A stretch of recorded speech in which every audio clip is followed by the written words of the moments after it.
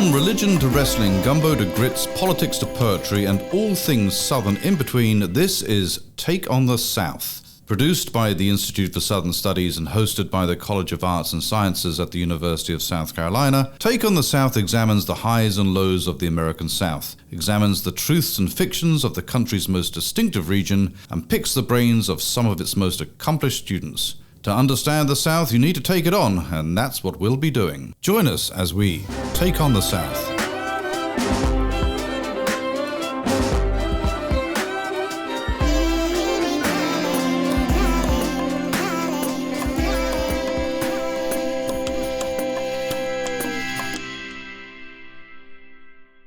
Hi, listeners. Welcome to Take on the South, the podcast of the University of South Carolina's Institute for Southern Studies.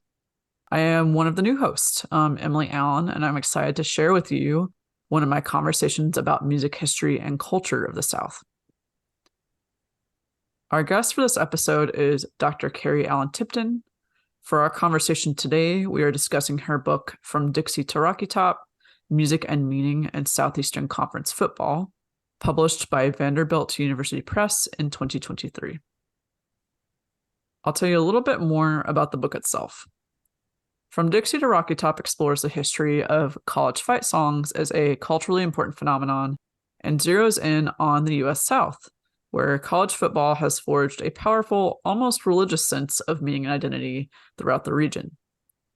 Tracing the story of Southeastern Conference, known as the SEC, fight songs from the late 19th to the early 21st century, author Carrie Tipton places this popular repertory within the broader commercial music industry and uses fight songs to explore themes of authorship and copyright, the commodification of school spirit, and the construction of race, gender, and regional identity in Southern football culture. Chronicling iconic Southern fight songs' origins, dissemination, meanings, and cultural reception over a turbulent century, From Dixie to Rocky Top weaves a compelling narrative around a virtually unstudied body of popular music. And now we'll hear more about this book from our guest, Dr. Tipton. So welcome, Carrie, to Take on the South. Thanks. It's great to be here. Thank you for having me. Of course. So before we get into your book, can you tell us a little bit more about yourself and how you came to work on this project? Yeah, I'm a musicologist, and I have mostly written and taught about U.S. vernacular music off and on for many years. I've worked in and out of academia and done quite a lot of things. I'm also a pianist, which at some level figures into how I got into this book, how I got into this project.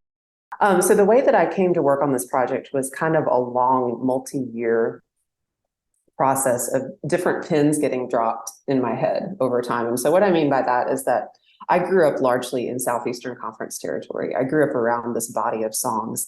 They were everywhere. They were just in the air that we breathed. A lot of my family is also from the region of the Southeastern Conference. So just some examples, my uncle and my father played in the $1 Million Band at the University of Alabama in the Bear Bryant years. They talked about it all the time, and they sang the fight song just all the time, kind of like living inside of a musical theater production. They had merchandise that played the Alabama fight song. I heard SEC fight songs on TV every football Saturday. We lived in Starkville for many years, which is where Mississippi State University is. And from our house, and this is how the book starts, I could hear the band practicing. So, fast forward many years from my childhood, and I became a pianist, and I did a lot of work as a church musician. And I would get requests to play SEC fight songs at people's weddings. And I would talk to my church music colleagues, and they were getting similar requests to play SEC fight songs at funerals. And, when you have people asking for fight songs on some of the key days or key moments, life-defining moments, there's something going on there. So all these pins get dropped. Well, fast forward again, I became a musicologist. And some years after I was formally a musicologist, I noticed that there was a huge disconnect between how important college fight songs were to people and how much scholars had said about them.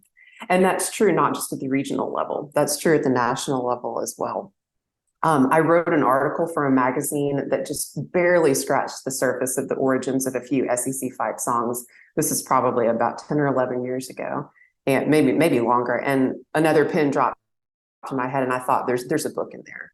and I'm going to get it out someday. And so some years later, I really started to kick the tires on it and do some preliminary research and try to establish that there was enough of an archival source base there to tackle at the regional level. Where do college fight songs come from, and how do they come to generate so much meaning for so many people? Which again is that's true nationally, but my interest was in refracting that at the regional level. Yeah, and kind of touching on these different fans that you're talking about, like that you grew up with, and like, you know, that it seems like you really bridge the gap between your academic skill set and then the folks that engage with these fight songs and SEC culture more broadly, you know, speaking. What do you think those folks that grew up around the SEC and the football fans, what do you think they would be surprised to learn from this book?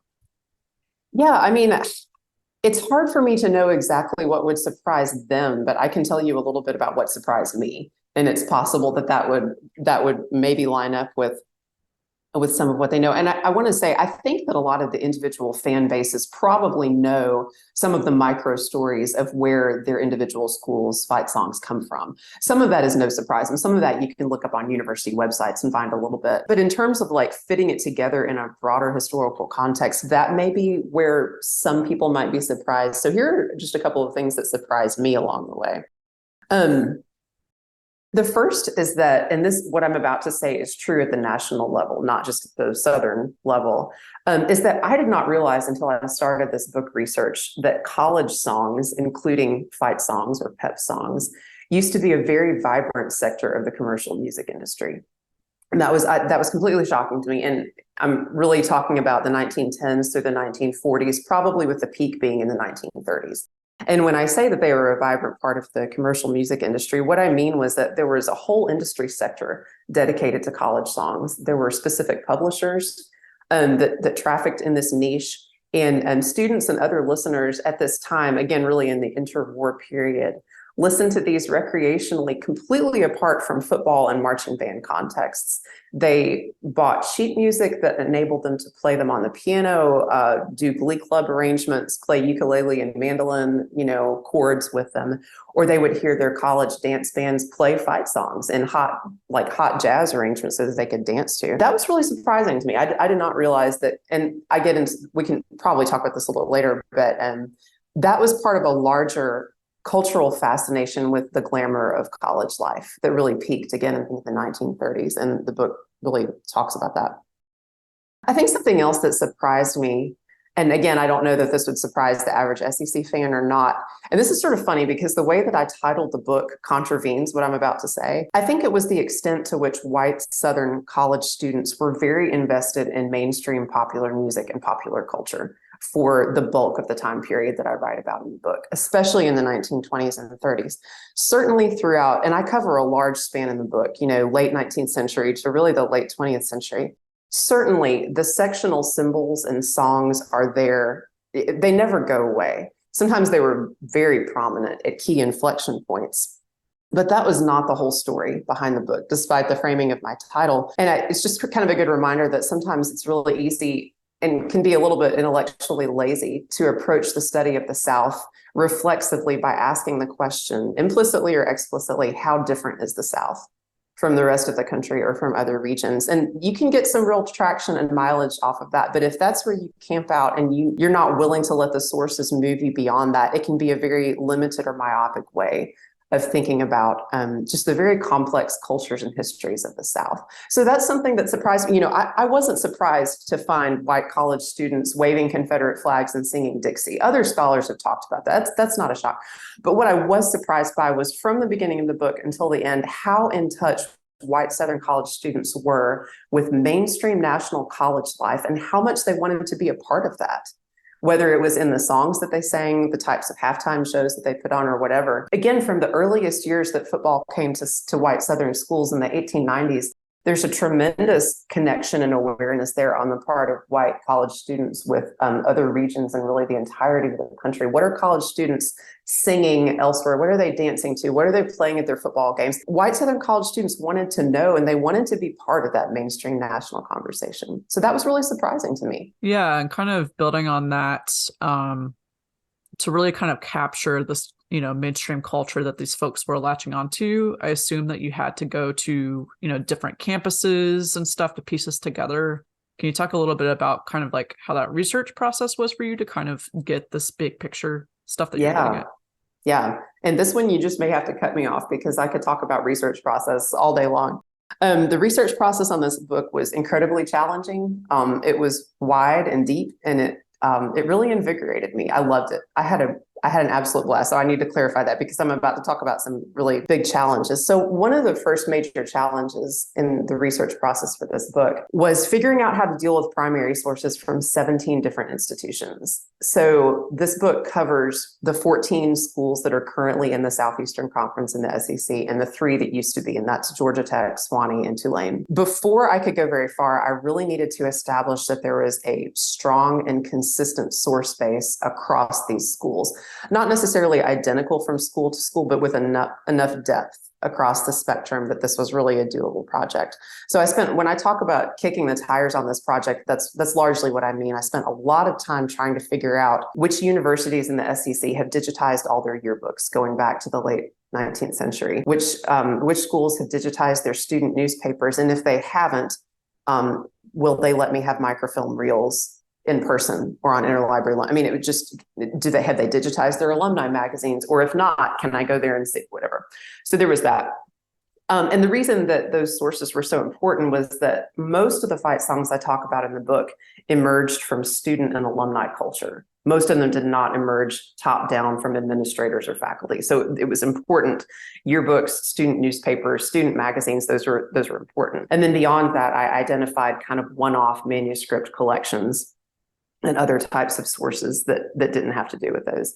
So I went to a couple of archives. I was fortunate to get some research funding from Vanderbilt, and I hired a couple of grad students to get to archives that I couldn't get to. But a fun twist in this project was that 6 months after I signed the advanced contract, COVID hit, and libraries and archives closed.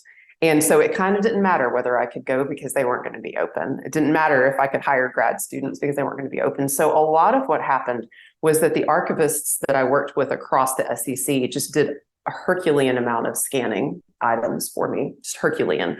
And universities also let things go to me on interlibrary loan that I don't think they normally would have, like tons of microfilm reels, bound periodicals, because they knew I was in a bind. And people were so helpful. So that's a lot of how it got done. It just really sort of pieced it together. Other challenges of this, aside from my kids being out of school for like massive amounts of time because of COVID, this is kind of a different story, is that I realized as I got into this project, I got into it thinking, well, I'm going to write about this is going to be regional. And what I'm going to do to make this work regionally is that I'm going to draw on existing research about the college song as a national phenomenon. But unfortunately, there was no existing research about the college song. I mean, nobody had really written about fight songs. And so that was another big challenge, is I had to somehow, find sources, primary sources, to try to reconstruct this as a sector of the commercial music industry. Some specific challenges related to that is that Thornton W. Allen, who's a key college song publisher that I think we might talk about a little bit later,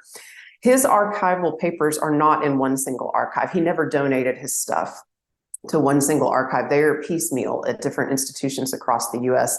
Really, and hardly any of them are in SEC schools. So like the University of Maine has a massive cache of his letters that he exchanged and other documents with the University of Maine Alumni Association from the late 1920s to the early 1940s. So I got my hands on those. Another challenge was that the Southeastern Conference's official administrative records were not available to me during this project because they were being digitized at the Texas A&M Library during the years that I was working on this.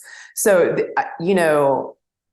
this is kind of my wheelhouse, is doing an end run around source issues. And I loved it, but it was a heavy lift, just put it that way.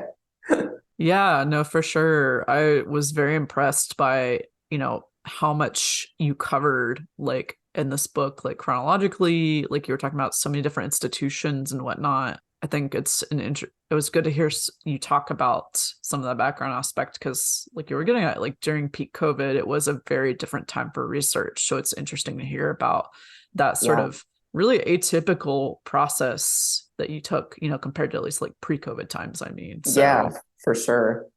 And I think part of something else too is that a project like this that does spread across so many institutions, I think would not have been feasible for anyone even as recently as 15 years ago, because so many of these materials were not digitized.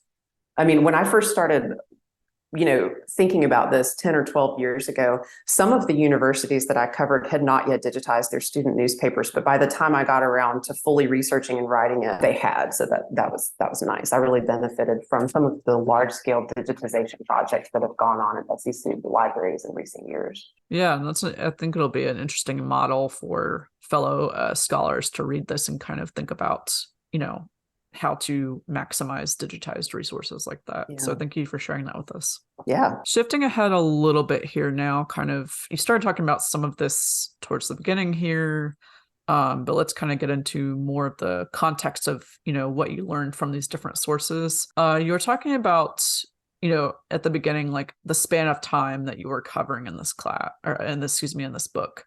Can you tell us specifically, mainly maybe in the 1930s, like what you felt was significant in the 30s as to the development of fight songs? Yeah, so the 30s is a great decade to choose because in some ways that's the chronological heart of the book. The book traces several linear chronological trajectories in fight song development regionally and nationally. And in some ways, the 1930s is the heart of both of those, chronologically speaking. The 1930s, just regionally speaking, is when the numerical majority of SEC fight songs either were written or were adopted into institutional usage. It's not a super majority, but it's a majority. And I'm talking about the fight songs that we still hear, that we still associate with the schools, whether they're official or unofficial. And these songs were part of some larger trends and patterns that I've already alluded to briefly. One reason this era was so key in the book is that the 1930s were really the apex of, I would say, American fascination with college life as it was expressed in popular culture. So what I mean by that concretely is that the 1930s, really starting in the late 20s, but especially the 30s, was the era when you could regularly hear college songs being recorded and performed by big name pop stars, people like Bing Crosby, Fred Waring, Rudy Valley, that emerged from the men's college glee club stylistic context. This was the period when you could easily go see movies, campus movies. You could go see campus musicals at your theater. You could easily buy sheet music of college songs or college songbooks in your local music store, even if you didn't live in a college town. You would open the Saturday Evening Post and you would see advertisement after advertisement that used collegiate themes and icons and symbols. I mean, the 1930s, there's just a saturation of collegiate imagery in national popular culture. And so the surge in SEC fight songs, I really tried to establish in the book that this is an example of, regional category of music making that was part of a larger national context. Southern students and alumni wanted to, they were part of that. They consumed that popular culture and they wanted to live it and be part of it by writing songs that would help brand their schools, that would get their school's name out into the national college conversation. And they were very aware of these tropes. By and large, kind of related to that is that the 1930s were a period in this book where I found very, very little evidence of sectional songs being used, just very little evidence. That's kind of what's going on. Another key thing that happens in the 30s is that the Southeastern Conference was founded in 1932. And so what you have in the 30s is across the SEC territory, there's this awareness among business leaders and politicians and boosters in the different SEC states that if they could get good PR for the flagship school of their state, which was typically part of the SEC, the newly formed SEC, that in some intangible sense that would translate economically into increased well-being for their states. And so you just all this stuff is raging in the 1930s. And that was a really interesting era to document. So what I did in the book is I really leaned into analyzing and documenting not just what are those SEC fight songs that are being written in the 30s, but also how is the college song sector of the commercial music industry in some ways really reaching its peak or apex in the 30s, and then how do those phenomenon dovetail? Yeah, as you were talking about there's actually a couple terms too that I think we could flesh out a little bit, more for our listeners. You use the phrase college songs and the phrase fight songs. What were the differences between the two? Yeah, so I'll tackle college songs first because fight song comes later. So the term college song changed multiple times in different contexts. So I'll start with what it meant in the 19th century. So in the second half of the 19th century, you start to see the term college songs in US culture, typically attached to college songbooks. At the time, college songs really just meant songs that college students liked to sing. And it referred to kind of a loose category of songs that really were no different than what other middle-class white Americans maybe were also singing in their parlors at the time. So folk tunes, minstrel songs, ballads, drinking songs, parlor songs. And then sometimes there were some alma maters from Ivy League schools in these songbooks. Okay, so we're not to fight songs yet. Then as football becomes kind of a serious or durable college pastime in the late 19th century, early 20th century, it's clear that it's here to stay. Students and alumni, and this is not just exclusive to the South, they are writing a type of college song that later gets called a fight song. At the time, those would have been called pep songs or athletic songs or football songs. But this is what we kind of retroactively label as a fight song. The term college song shifted again, I would say, in the early 20th century, if you look at what it started to mean in the commercial music industry. And what it started to mean was basically alma maters and pep songs that were connected to specific schools. And remember, pep song is just an early way of saying, archaic way of saying fight song. So the college song in the music industry of the early 20th century is alma maters and pep songs. Those are attached to specific universities, often, but not always coming out of the Ivy League. And then it also meant general tin pan alley songs that were just about college life. So songs about co-eds, that's kind of a new social category of young women students who basically figure as romantic partners in Tin Pan Alley songs of this era. Songs about college fashion fads, college slang, college dance crazes, any song about campus life in general. So that's what college song really started to mean from the early 20th century till like after World War II in the music industry. It's really not clear. This is bouncing back to fight song. It's not clear to me. And if it's not clear to me, I don't think it's clear to anybody when pep song started to be called fight song or football song started to be called fight song, but they mean roughly the same thing. Pep song, football song, fight song, they mean an up-tempo song. It's typically in a major key. It's in 2/4 or 4/4 time. It's march-like in its phrases, the repetitiveness and regularity of the phrases. Its lyrics are related to athletics, and it's meant to be sung or played somehow in some type of athletic context, typically football, but it can be basketball too, depending on the school, used at pep rallies, parades, and games. So college song at this point, when people say college songs now, they really are talking about alma maters and fight songs. Gotcha. Thank you so much for the clarification. That was really helpful. Yeah, I think, this really opens up a whole new avenue of music, that's been so commodified and stuff even now. And yeah, one of the key figures that you mentioned briefly at the beginning, but that we can unpack a little bit further in terms of, the commercialization of these songs was Thornton W. Allen. Not related to him, listeners, by the way. So, can you tell the listeners can learn more about Allen in your book, but can you tell us here, generally speaking, who he was and how he contributed to this industry that you're getting at? Yeah, so this goes back to the 1930s as the chronological peak of the college song phenomenon, not just regionally, but in the national commercial music industry. And a lot of this is because of Thornton Allen, who no one had really researched before my book. So Allen was a composer, an arranger, and a publisher.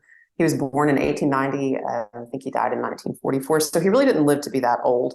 But in the late 1920s, through his death during World War II, he was the college song publisher in the United States. And it's probably thanks to him that this, he wasn't the only one, but it was probably thanks to him that this sector of the music industry flourished the way that it did. He built his publishing career on the strength of one song, the Washington and Lee Swing, which is the fight song of Washington and Lee University, which he and some other students published, possibly co-authored. I talk about kind of the slipperiness of that in the book in 1910. So Thornton W. Allen started to call himself, he formed a little company and called it the Thornton W. Allen Company. He didn't do much with it till the late 1920s. And then at that point, he really latched on to college songs. He fought avidly to protect his college song copyrights. He got these copyrights in different ways. He would write new songs for colleges, or he would acquire existing songs for colleges, maybe make a new arrangement of them and copyright them that way. And once he had those copyrights, he published the songs in multiple formats, as many different types of formats and arrangements as he could to get them into consumers' hands. And he also worked very hard to market them in the national commercial music industry. He tried to get radio play for his catalog of college song copyrights. He tried to ensure that big name performers were singing them on their records and crediting him, things like that. So many of these college songs were what we would think of as fight songs, and many of them included current SEC fight songs. He held the copyrights on many, just numerous SEC fight songs until his death in 1944. So Thornton Allen was really key for me to understand college songs, not just as kind of like this organic tradition and nobody really knows where it comes from, and it kind of like emerges from like the hazy mists of the past. But when you come to a figure like Thornton Allen and you see him fighting legally to protect his property, it reframed fight songs for me, and I became to understand them primarily as copyrighted entities, as commodities that existed in the commercial music industry. And I saw that is how music professionals of the time, meaning especially the interwar period, treated them. And it changed reshaped how I saw this body of music. Thank you. That's really interesting. And, we've been talking a lot about here sort of the more formal side of these college campuses, games, college songs, fight songs, what have you, but kind of thinking about more of maybe a phenomenological type thing, based on what you were in your research, did you learn about other types of sounds that would have been filling the soundscapes, if you will, of campuses and games? What else was going on besides formal songs, I guess? Yeah, so the place that I really dug into elements of the college football soundscape that were not strictly what we would call songs. The one place I really dug into this was in early white Southern football culture. And I'm being careful to not say SEC football culture because the SEC is not formed till 1932. So we could think of these schools as proto-SEC schools. So the late 19th and early 20th centuries, before SEC schools or proto-SEC schools had their own campus stadiums, where these games were often played were in major Southern cities like Nashville, Atlanta, and many more. And that meant that a lot of early white Southern college football pageantry happened in public or semi-public spaces. It wasn't confined to a campus stadium the way it is now. It was unfolding in city streets, in hotel lobbies, at train stations. And in this era, before most proto-SEC schools had their own unique fight songs yet, what was really important was cheers, or what they were mostly called at the time were yells. That was the more historically accurate term. Chants, cheers, yells, hollers, and to a lesser extent, noise-making devices, either formal instruments or homemade instruments. And I talk a little bit about that in the book. I will say, in our own time, the contemporary college football, soundscape is really rich and varied and frankly pretty weird, but that's not something I talked about in the book. I just covered it in the early period. So yeah, before most SEC schools ever, they're decades away from latching on to a specific song that becomes their institutional brand. They still have a wide range of yells and cheers that it was very important for students to learn, and that they were kind of an early form of sonic branding. Although those were I will say those were non-commodified. They were non-commercialized. That was not the type of thing that was treated as intellectual property that was copyrighted, purchased, distributed, and consumed at the commercial level, which is a really key difference. Yeah, and while we're talking about branding of institutions, I have to ask about my own, given that this is a podcast of the University of South Carolina. I noticed that in chapter 10, you started talking about USC's fight song history a little bit. So can you tell us in your work what you learned about fighting Gamecocks lead the way? Yeah, so this is a great example, kind of a rubber meets the road moment, where I assume that most dedicated USC fans or alumni probably know where the song came from in the narrow sense. Probably a lot of USC folks know it came from a Broadway show. But what I was interested in the book was setting that into larger, kind of a broader historical context, a broader social context.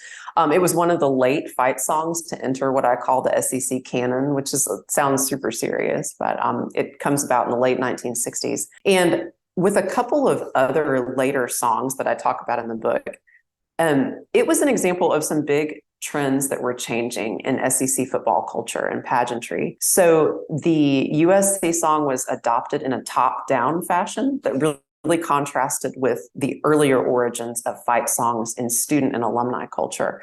It was suggested by the football coach at the time, Paul Dietzel. I think that's how you pronounce his last name. I've actually never said it out loud. I need to nail that down. And it was introduced then by James Pritchard, the band director at the time. In a way, it came from administrators, which was not something you find in earlier SEC football culture. And this kind of highlights a related trend that really picked up in the 50s. And that was what television did to the importance of the marching band in national college football culture, not just in the SEC, which was that marching bands became much more important in game music and pageantry. And I actually have a pretty limited understanding of marching band history outside the SEC. So I don't want to generalize too much, but at least in the SEC, you really don't see marching bands start to escalate in size, with the exception of LSU, but that was a different thing because of Huey Long, escalate in size and formality and like nice band halls and full-time paid directors until after World War II, until television broadcasting becomes significant. And then like boosters and alumni and faculty administration kind of go, oh, this is going to be really important for our branding. So the USC song is an example of a fight song that was introduced into university culture by the marching band, which is it's just not something you saw earlier in SEC culture. When in earlier periods, as I've mentioned, fight songs were not primarily band driven. They were coming from a voice and piano perspective, or a dance band or glee club perspective. So I thought the USC fight song was really interesting for what it told me about larger patterns and trends along in tandem with a couple of other key SEC fight songs that came along after World War II. Yeah, thank you. And, while we're talking about USC stuff, I, of course, noticed that in chapter 11, and while we're talking about marching bands, you unpack a little bit the 1961 USC halftime show, Songs of the Confederacy. So, you've been talking about how, there's different forms of spectacle and, pageantry. Can you tell us about the Old South rhetoric and pageantry that was reinforced in that 1961 performance?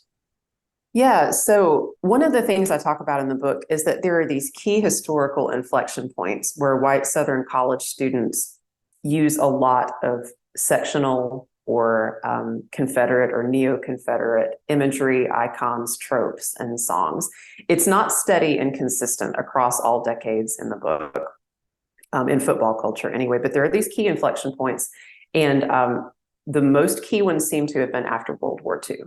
And I'm just going to outline those quickly to make sense of this particular halftime show. So in 1948, when the Dixiecrat movement emerged, and they embraced Confederate imagery like the Confederate flag openly in national political life. Around 1948, 1949, you see a surge in SEC football pageantry that uses Confederate or sectional imagery in songs and themes. You see it again around the pushback against Brown versus Board of Education. So 1954, mid-late 1950s, you see it there. You see another big spike, another big inflection point in the use of Confederate or sectional pageantry in SEC schools during the Civil War centennial from 1961 to 1965. And this is where that particular halftime show falls. So this show that she is referring to, it happened in 1961. So it was this centennial celebration of secession for South Carolina, the beginning of the Civil War for South Carolina. It's also just a few years after Brown versus Board of Education, which again, for our listeners, is 1954. We're also several years away from the SEC starting to integrate athletically, which really starts at the University of Kentucky in the very late 1960s. So 1961 is a time when white Southerners are projecting a very, very self-conscious sense of being Southern in football culture, at any rate. So this 1961 USC halftime show celebrates the beginning of the Civil War, and it was very celebratory. It contained many Confederate marching tunes. It contained minstrel songs. The surviving footage has audio so that you can tell by the crowd engagement what the sentiment is around this. You can hear the crowd singing along to some of the songs. It's clear that they know the words because the words are not being projected. The words may have been handed out on paper. I don't think so. I think these people just knew the songs. So when the band plays Maryland, My Maryland, or Bonnie Blue Flag, which was one of the big Confederate marching tunes, you can hear the audience cheering along. The USC band was having band day at the time, so the USC band was joined by many other high school bands on the field. And for the duration of this 1961 halftime show, they spell out the word Dixie. You can hear the MC saying things like Carolina was first, and obviously that's a reference to being first to secede from the Union. And the crowd just goes wild when the MC says that. The show concluded with Dixie, with a performance of the song Dixie, and you can hear the crowd just absolutely goes nuts, as it also does when the MC refers to Robert E. Lee.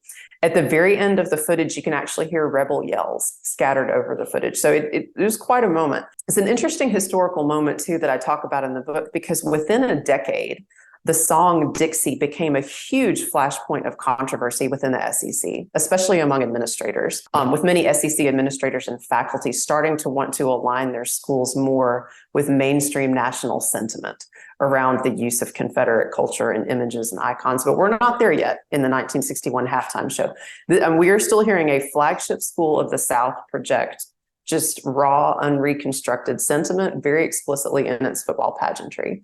So this was a very graphic example of one of those key inflection points that I identified through just sifting through many, many sources to arrive at that.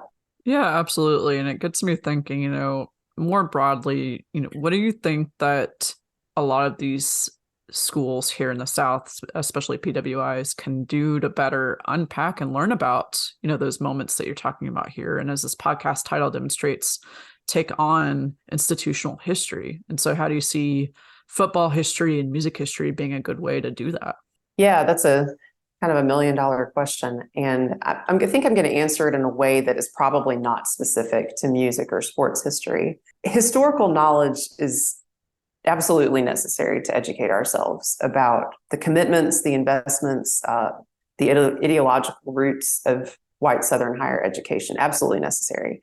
There's been a lot of good work done in recent years about, for example, some white Southern schools' relationships to the Atlantic slave trade or their relationships to local enslaved populations. And those are just fantastic research. But I will say that at some point, we have to move beyond just accumulating knowledge about institutional pasts.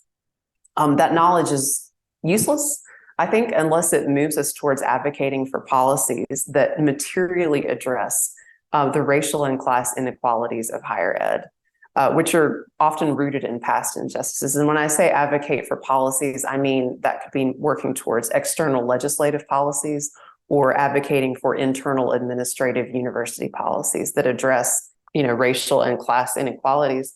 And I would add, too, that those problems are worsening at the national level, not just the regional level, although obviously Southern higher education has its own unique history of problems. But something I want to say, and I'm saying this to myself, too, is that it's easy to fool ourselves into thinking that reading or writing books about historical injustices in some way automatically translates in some mystical sense into righting those injustices in the present. And it doesn't. And here I will say, you can probably tell I'm a preacher's kid here, that if that head knowledge doesn't motivate people to take tangible steps towards change, then it's really not doing anything to achieve morally desirable outcomes. So I think my thoughts on the role of historical research in any discipline in helping Southern PWIs to do better is that it's a great runway and a launch pad, but you want to not stop at the level of having a book club about it. That would be my thoughts on that. Absolutely. Thank you. And that's, gives us a lot to think about. And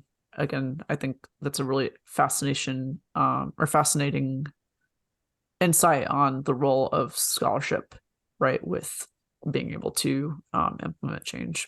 And, we've been talking a lot about institutional identity, and we know we're talking about a lot about race in these spaces, but you also, another thing that you address in your book is the role of gender in Southern football culture.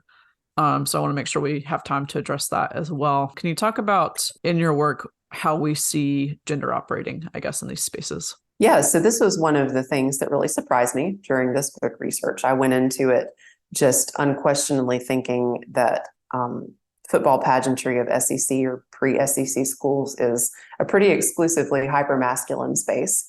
And it wasn't even on my radar to look for evidence of women's participation. And boy, was I wrong. And I'm glad I was. So what I really discovered through, again, just sifting through multiple primary sources was that SEC fight songs can help us hear the history of women on white Southern college campuses from the early 20th century, really into World War II, maybe even late 19th century. So I found evidence that many SEC or proto-SEC schools, that all through the periods that I've looked at, women were writing football songs or fight songs or pep songs. They were performing them, they were consuming them, and it became a way that they could engage with the hypermasculine culture of white Southern college football, even just on its margins. And an interesting aspect of this that I definitely did not expect to find is that this was true at co-ed institutions. So an example of that would be Vanderbilt, which admitted women from its earliest years, even though women constituted a very small part of the student body. But it was also true at all male institutions like Georgia Tech and Texas A&M that didn't admit women until well into the 20th century, where even before women were admitted, they were in the orbit of the schools as football fans. And one of the ways that you can discern that is that they left behind music that they wrote about these schools that did not admit them. And I just found that incredibly fascinating that women were kind of mediating their relationships to these schools musically. Yeah, that's really interesting. That on a surface level, I wouldn't have thought of that, but which is so bad. But I was really fascinated by that in your book. Yeah, and this is just an example of, you just really have to go where the sources take you. And you have to, I know I'm preaching to the choir, but if there are any grad students out there listening, you just have to marinate in as many primary sources as you can find about whatever it is that you're dealing with. Just almost live it and breathe it, in order to tear down sometimes some intellectual misconceptions, or just framing that you might have had going into it that gets changed by the sources. And to me, that's the excitement of research. Awesome. Yeah, I think everyone will learn a lot from your book and this talk. And, like I said, I think it's a really great model for what you're talking about, how to read sources, how to navigate, like you're talking about with the COVID stuff, like all these different digitized resources that we now have. Well, I really appreciate you joining us today on Take on the South. Thank you. It was a pleasure to be here. Listeners, just as a recap, you just heard an interview with Dr. Carrie Allen Tipton, author of From Dixie to Rocky Top, Music and Meaning in Southeastern Conference Football, published by Vanderbilt University Press in 2023. And this is Emily Allen, and I'll catch you next time here on Take on the South.